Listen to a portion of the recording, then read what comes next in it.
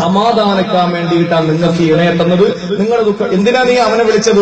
എന്റെ സങ്കടങ്ങളൊക്കെ പറയാൻ വേണ്ടി അവനെ വിളിച്ചതാണ്. ഖുർആൻ പറഞ്ഞു നിന്റെ സങ്കടം പറയാൻ നിനക്ക് കെട്ടിയവനെ തന്നു. ഇത് തസ്കൂലയിലേക്ക ഈ സങ്കടം അവന്റെ അടുത്ത് പറഞ്ഞോ. നിനക്കെന്തിനാ നീ അവളുമായിട്ടുള്ള ബന്ധം? എന്റെ വിഷമങ്ങളും പ്രയാസങ്ങളും ഞാൻ അവളെടുത്താ പറയുന്നത്. അതിനല്ലേ അള്ളാഹു നിനക്കൊരു ഭാര്യ തന്നത്. അവരുമായിട്ടാണ് നമ്മുടെ സന്തോഷം സന്താപം നമ്മൾ പങ്കുവെക്കാനുള്ളത് അവരോടാണ് എന്റെ പ്രിയപ്പെട്ടവര്. അതുകൊണ്ട് അള്ളാഹു തആല അവന്റെ പ്രിയപ്പെട്ട പ്രവാചകനിലൂടെ സമുദായത്തിന് പഠിപ്പിച്ചു കൊടുക്കാൻ വേണ്ടി നബിതങ്ങൾക്ക് അള്ളാഹു തആല അറിയിപ്പ് കൊടുത്തിട്ട് പറഞ്ഞതാണ്, ഒരു പെണ്ണിന് ഷഹീദിന്റെ കൂലി കിട്ടണോ? നിങ്ങൾ വിഷമിക്കൊന്നും വേണ്ട. നിങ്ങൾ അൽഹംദുലില്ലാ ജുമുഅയും ജമാഅത്തൊന്നും നിങ്ങൾക്ക് ഇല്ല എങ്കിൽ പോലും എന്റെ പ്രിയപ്പെട്ട സഹോദരിമാര് ഉള്ള ഭർത്താവിനെ നിങ്ങൾ നല്ലതുപോലെ ഖിദ്മത്തെടുത്ത് സേവനം ചെയ്തിട്ട് നിങ്ങൾ ആ ഭർത്താവിനെ പരമാവധി സ്നേഹിച്ചാൽ അല്ലാഹു നിങ്ങൾക്ക് ഷഹീദിന്റെ കൂലി തരുമല്ലേ? ഷഹീദിന്റെ കൂലി തരുമല്ലേ? അങ്ങനെ ഷഹീദിന്റെ കൂലി നിങ്ങൾക്ക് കിട്ടുന്നു മാത്രമല്ല, ആ ഭർത്താവിന്റെ കാതിലെ കിന്നാരം പറയുകയാണ്, പൊന്നുമോളെ കല്യാണം കഴിഞ്ഞ പിന്നെ നിന്റെ ദുഃഖങ്ങള് സങ്കടങ്ങള് നിന്റെ സന്തോഷവും നിന്റെ ആനന്ദമെല്ലാം പറയാൻ നിന്റെ പ്രിയപ്പെട്ടവനായി. അത് കഴിഞ്ഞിട്ടോ ആ പ്രിയപ്പെട്ട ഭർത്താവിന്റെ ചാരത്തിൽ നിന്ന് ഭർത്താവിന്റെ കാതില് നീ ഒരു കിന്നാരം പറയുന്നില്ലേ? ഒരു കിന്നാരമാ പിന്നലെ ആ ഭർത്താവിനോട് പറയുന്നു, ഞാൻ ഗർഭിണിയാ, എനിക്ക് വിശേഷമുണ്ട്, ഡേറ്റ് കെട്ടിയിരിക്കുകയാണ്. എന്തോ ഒരു സന്തോഷമാണ് കുടുംബത്തിന്. പിന്നെ എന്തോ ഒരു സന്തോഷമാ കുടുംബത്തിൽ ഉണ്ടാവുക. താനൊരു വാപ്പയാകാൻ പോകുന്ന സന്തോഷം ഭർത്താവിനാണ്. ഞാനൊരു ഉമ്മയാകാ പോകുമ്പോ എന്റെ മാതൃത്വം തെളിയിക്കപ്പെട്ടിരിക്കുമെന്ന് പെങ്ങൾ ചിന്തിക്കുകയാ. തങ്ങളൊരു മുത്തശ്ശിയും മുത്തച്ഛനുമാകാ പോകുമ്പോഴെന്ന് കുടുംബക്കാർ ചിന്തിക്കുകയാ. എല്ലാവർക്കും സന്തോഷമാണ്, കുടുംബത്തിനകത്ത് വല്ലാതെ സന്തോഷമാണ്. ഇല്ലേ കാര്യമെന്നല്ലേ ഒരു അങ്ങോട്ട് തങ്ങളുടെ ജീവിതത്തിലോട്ട് കടന്നു വരികയാ. അങ്ങനെ ഭാര്യ ഗർഭിണിയായി. എന്റെ പ്രിയപ്പെട്ട പെങ്ങളെ, പ്രസവിക്കുന്ന സമയം വരെ എത്ര ദിവസമെന്നറിയോ?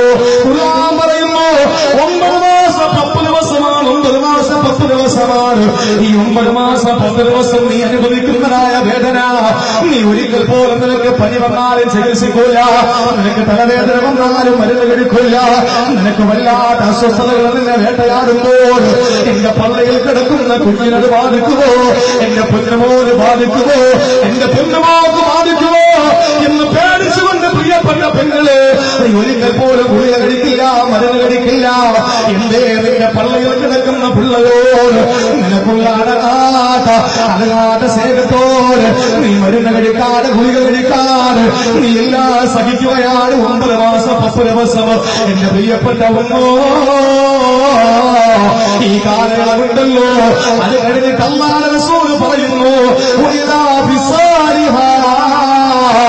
പാല് കൊടുക്കുന്ന 2 വർഷക്കാലമുണ്ടല്ലോ, ഈ 2 വർഷക്കാലം നീ ഗർഭവതിയാകുന്ന 1 വർഷത്തിൽ താഴെ, അതുപോലെ പാല് കൊടുക്കുന്ന 2 വർഷമുണ്ടല്ലോ, അങ്ങനെ 3 കൊല്ലത്തിന് താഴെ അല്ലാഹുവിന്റെ റസൂൽ പറയുക, നിനക്ക് ഇഷ്ടപ്പെട്ട ഭക്ഷണം നിന്റെ ഭർത്താവ് എത്തിച്ചു തന്നു, പ്രോട്ടീനുള്ള പോഷകാഹാരം നിനക്ക് തന്നു, സ്വീകരിച്ച വാഹനത്തിലായ യാത്ര നീ ഒന്നും ചെയ്യുന്നില്ല, നീ ബെഡ്രസ്റ്റാ, നീ വിശ്രമത്തിലോ റെസ്റ്റിലാണ്. പക്ഷേ നിനക്ക് അല്ലാഹു തരുന്ന കൂലി എന്തെന്നറിയോ?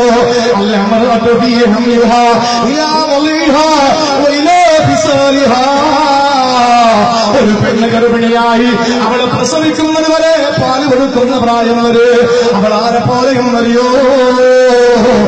രണാകരത്തിലെ ജിഹാദ് ചെയ്യുന്ന അല്ലാഹുവിന്റെ ദീനിനു വേണ്ടി പടവരുന്ന ഷഹീദിനെ പോലെയാ, മുജാഹിദിനെ പോലെയാ. ഇതിനിടയിൽ നീ മരിച്ചുപോയോ? ഗർഭവതിയായിട്ട് മരിച്ചുപോയാ? അതുപോലെ പ്രിയപ്പെട്ടവരെ പ്രസവിച്ചതിന് ശേഷം 2 വർഷത്തിനിടയിൽ മരിച്ചുപോയാ നിനക്ക് അല്ലാഹു തരുന്ന കൂലി എന്താണ്?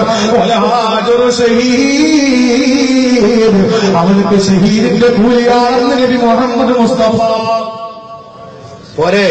ഒരൊറ്റ പ്രസവം കൊണ്ട് 1 നൂറ്റാണ്ട് നിന്റെ ഭർത്താവ് പള്ളിക്കകത്ത് തസ്ബീഹാലയം കൊണ്ട് നടക്കുന്നതിനേക്കാളും കൂലി ഒരൊറ്റ പ്രസവം കൊണ്ട് നീ നേടിയെടുക്കാൻ ചില്ലറ കാര്യമല്ല എന്റെ പ്രിയപ്പെട്ട സഹോദരിമാരെ. അതുകൊണ്ട് നിങ്ങൾക്ക് ഈ പ്രതിഫലം കിട്ടും.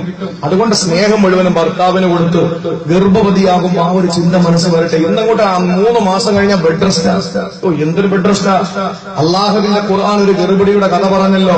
ആ ഗർഭിണിയോട് അള്ളാഹ് പറഞ്ഞു, നിനക്ക് ഭക്ഷണം കഴിക്കേണ്ടി വന്നാൽ നീ ഈത്തപ്പഴം പിടിച്ച് കുലുക്കിയിട്ട് ഈത്തപ്പഴം പറത്തി കഴിക്കണം.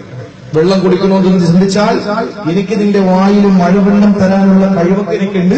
പക്ഷെ അതല്ല വേണ്ടത്. നീ താഴ്ഭാഗത്ത് ചെന്ന് അരുവിയിൽ നിന്ന് വെള്ളം കോരി നീ കുടിച്ചിട്ട് കയറി വന്നോ.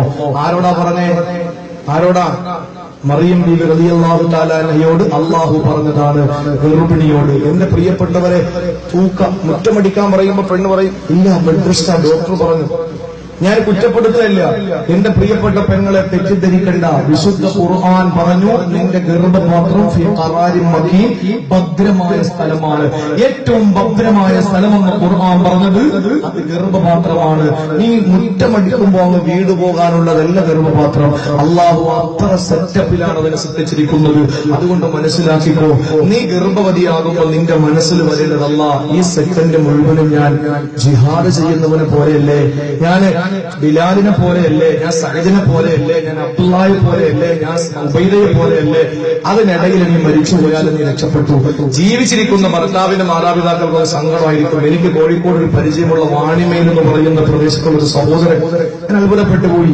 കല്യാണം കഴിഞ്ഞ് ഭയങ്കര സ്നേഹമാണ്. ആ സഹോദരൻ 18ാമത്തെ വയസ്സിൽ കല്യാണം കഴിച്ചു. 14 വയസ്സുള്ള പെണ്ണിനെ 19 വയസ്സില ആ കല്യാണം കഴിഞ്ഞു. അതിനുശേഷം അവര് സന്തോഷത്തോടെ ഗൾഫ് രാജ്യത്ത് ജീവിക്കുന്നു. വളരെ റാഹത്തായ ജീവിതം. എന്റെ പ്രിയപ്പെട്ടവരെ, ഒരു കുഞ്ഞിന് ജന്മം നൽകി സയ്യാൻ എന്ന പൊന്നുമോൻ. ആ കല്യാണം കഴിഞ്ഞ് ഒരു കുഞ്ഞിനെ അവൾ സമ്മാനിച്ചു. 2ാമത് ഗർഭിണിയായി 6 മാസം എത്തിയപ്പോൾ ആ പ്രിയപ്പെട്ട സഹോദരിക്ക് ഒരു ചെറിയ പനി വന്നു. ആ സഹോദരി ഹോസ്പിറ്റലിൽ വന്നു. അവർ ഒരുമിച്ച് ഖത്തറിലായിരുന്നു. നാട്ടിൽ വന്ന് ചികിത്സിച്ചു. അങ്ങനെ ആ ചികിത്സയുടെ ഇടയിൽ ക്യാൻസറാണ് കണ്ടെത്തി. അത് ആ പെങ്ങൾ അറിഞ്ഞതുപോലുമില്ല. ഒരു വെള്ളിയാഴ്ച സുബഹി നമസ്കാരത്തിന്റെ ബാങ്ക് കേൾക്കുന്നു. ആ ബാങ്ക് കേൾക്കുന്ന സമയത്ത് ആ സഹോദരി ലോകത്തോടെ വന്നു. ആലോചിച്ചു, എത്ര ഭാഗ്യം പെണ്ണ, എത്ര ഭാഗ്യം എന്ന പെണ്ണ.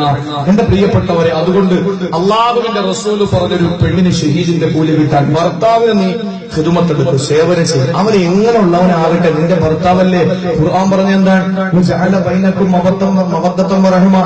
നിക്കാഹ്, കല്യാണത്തിന് മുമ്പ് പെണ്ണ് കാണുന്നതിന് മുമ്പ് നീ പറയും, പെണ്ണ് കാണാൻ വന്നവനാണ്, അവൻ കറുപ്പ, അവൻ വെളുപ്പ, അവൻ അങ്ങനെ ഇരിക്ക, അവൻ ഇങ്ങനെ ഇരിക്ക, അവന്റെ ഹെയർ സ്റ്റൈൽ ഇഷ്ടപ്പെട്ടില്ല, അവന്റെ അത് ഇഷ്ടപ്പെട്ടില്ല, ഇത് ഇഷ്ടപ്പെട്ടില്ല എന്ന് പറയുന്നത് നിർബന്ധിച്ച് നീ അവനെ കല്യാണം കഴിച്ച് ബന്ധുക്കളൊക്കെ നിർബന്ധിച്ച് നിന്നെ കെട്ടിച്ചെന്നാൽ പിന്നെ നീ അത് പറയോ? ഇല്ല. എന്റെ കാര്യം? പിന്നെ അവനെ കാണാതിരിക്കുന്നവന് നിനക്ക് സങ്കടമാണ്. ഖുർആൻ പറഞ്ഞു, വജഅല ബൈനക്കും മവദ്ദത്തൻ വറഹ്മ. ഈ നിക്കാഹോടുകൂടി പരസ്പരം നിങ്ങളുടെ ഇടയിൽ അള്ളാഹു സ്നേഹത്തെ ഇട്ട് തരിക. അപ്പൊ ആ ഭർത്താവിന് നമ്മൾ സ്നേഹം കൊടുത്ത്, ആ ഭർത്താവിന് കയറി വരുമ്പോ സ്വാലിഹത്തായ പെണ്ണിന്റെ അടയാളം പുഞ്ചിരി കൊടുക്കല. ഈ പുഞ്ചിരി നീ കൊടുക്കാത്തതുകൊണ്ടായി അവൻ 20 രൂപയ്ക്ക് പുഞ്ചിരി വാങ്ങാൻ പോകുന്നത്. എങ്ങനെയാ? ഏതെങ്കിലും പെൺകുട്ടികൾക്ക് ബീച്ചിൽ പോയിട്ട് ഒരു ഐസ്ക്രീം വാങ്ങിച്ചു കൊടുക്കും 20 രൂപയ്ക്ക്. അപ്പോഴാ പെണ്ണിനെ ചിരിച്ചടിച്ചു കൊടുക്കും. നീ ഒരു ചിരി കൊടുക്കാത്തോണ്ടാ. നീ ഒരു ചിരി അവന് സമ്മാനിച്ച പിന്നെ അവന് ഐസ്ക്രീം വാങ്ങാൻ വേണ്ടി ഓടൂല. എന്റെ പ്രിയപ്പെട്ട സഹോദരിമാർ, അതുകൊണ്ട് ഭർത്താവിനെ ഖിദ്മത്തെടുത്ത് സേവനം ചെയ്ത് സ്നേഹിച്ച് നമ്മൾ മുന്നിലോട്ട് പോകും. അല്ലാഹു തൗഫീഖ് നൽകി അനുഗ്രഹിക്കുമാറാകട്ടെ. ചുരുക്കി ഞാൻ പറയാം, ഒരൊറ്റ ദിവസം നമുക്കുള്ളൂ. അതുകൊണ്ട് നമുക്ക് കുറഞ്ഞ വാക്കുകളിൽ ഇൻഷാ അല്ലാഹ് നമുക്ക് വിശദീകരിച്ചിട്ട് ഇൻഷാ അല്ലാഹ് ഇനി 1/2 മണിക്കൂറേ ഉള്ളൂ. അതിനിടയിൽ നമുക്ക് ഈ വിഷയം തീർക്കണം. 3ാമത്തെ കാര്യം, ഒന്നാമത് നമ്മുടെ ജീവിതത്തിൽ 25 പ്രാവശ്യം ആ ദുആ ഓതിയാൽ മരണത്തെ ഓർത്താൽ നമുക്ക് ഷഹീദിന്റെ കൂലി. 2ാമത് എന്റെ സഹോദരിമാർക്ക് വേണ്ടി പറഞ്ഞു, ഭർത്താവിനനുസരിച്ചാൽ ഷഹീദിന്റെ കൂലി. 3ാമതായിട്ട് പറയാനുള്ളത്, എന്റെ പ്രിയപ്പെട്ടവരെ, കച്ചവടക്കാരാണ്, കച്ചവടക്കാരാ. എന്റെ മുന്നിലിരിക്കുന്ന സഹോദരങ്ങൾ ഒരുപക്ഷെ പല പല കച്ചവടക്കാരാണ്. നാട്ടുകാര് മുഴുവൻ പെടിക്കച്ചവടക്കാരാണെന്ന് അറിയാൻ കഴിഞ്ഞത്. എന്റെ പ്രിയപ്പെട്ടവരോട് പറയുകയാ, ഏത് രീതിയിലുള്ള കച്ചവടമാണോ നിങ്ങളുടെ കച്ചവട സ്ഥാപനത്തിനകത്തിരിക്കുമ്പോ, നിങ്ങളുടെ ബിസിനസ് സാമ്രാജ്യത്തിനകത്തിരിക്കുമ്പോ നിങ്ങൾക്ക് എവർക്ക് കിട്ടിയ ഷഹീദിന്റെ കൂലി കരകരമാക്കാൻ കഴിയും. അത് എങ്ങനെയെന്നറിയോ? അല്ലാഹുവിന്റെ റസൂൽ